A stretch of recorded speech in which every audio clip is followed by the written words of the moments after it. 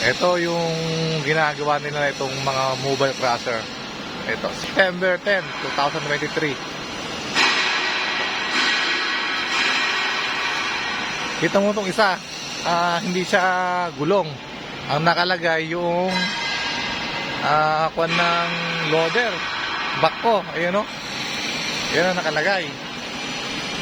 Hindi siya gulong. Ayun yung isa, yung may gulong. Ayun yung isa may gulong na mobile crusher. Yan. Ito,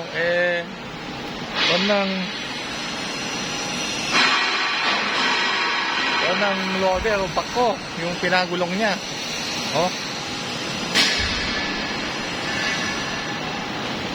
Ito.